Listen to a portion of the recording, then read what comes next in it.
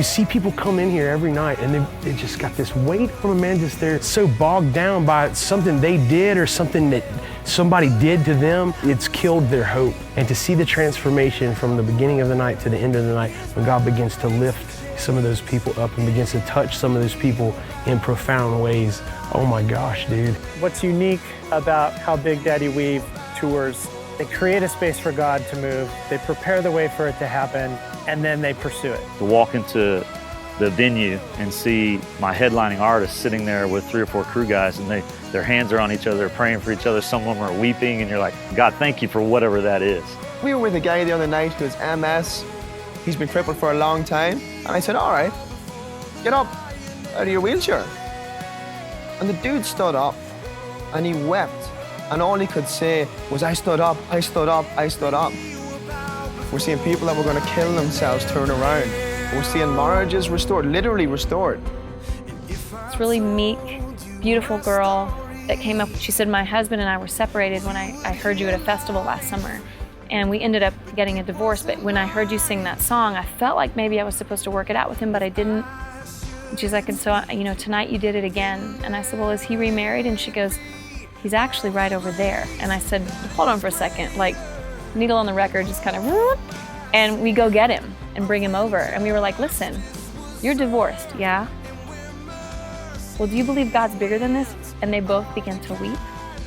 Do you love her? And he just loses it. And he's like, I do. And I'm like, do you love him? She's like, I do. And they walked out holding hands, gonna go to coffee. Time after time, we've seen kidneys that were dead come back to life, you know? We've seen cancer get up and flee. It's been just unbelievable. But what's greater, that or just him changing somebody's heart to believe in who he is? That's the greatest miracle in my book, just seeing people come to life in who he is. And that's happening every day. Regardless of what you believed coming into this tour, you have one belief now, and that's that he is still living and active and moving. You could literally talk for days and weeks about the things that God has done out here, the things we have seen. And seeing what God has done in the lives of every person that comes. That's what we believe. That's what we ask God for every night. Lord, would you allow your kingdom to advance?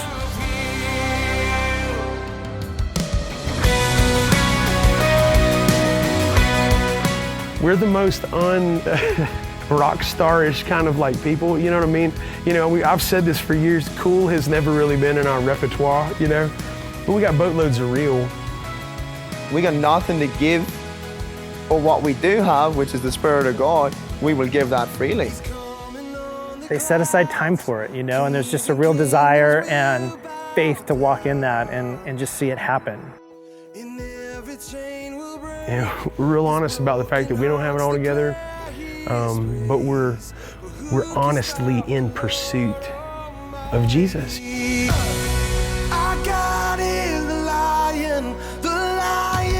Because this is not a concert, and we have lights and we have the sound. And we hope it is done well, but that just seems like to us on the priority list, that's the smallest part, So this is sort of a personal invitation. That, man, are you worn out? Are you hurt? Are you chased down? We would love to invite you out for a night when you can lay all that stuff aside, man, and you can realize that there's freedom, and there's joy in God that's greater than the stuff of this world. God loves you. He's not mad at you. He's not disappointed in you. He loves you. He loves you so much, he didn't even spare Jesus. So I hope people come in here and leave being less like them or more like Jesus. You will not be the same. You will leave different. We'd love to have a night like that with you.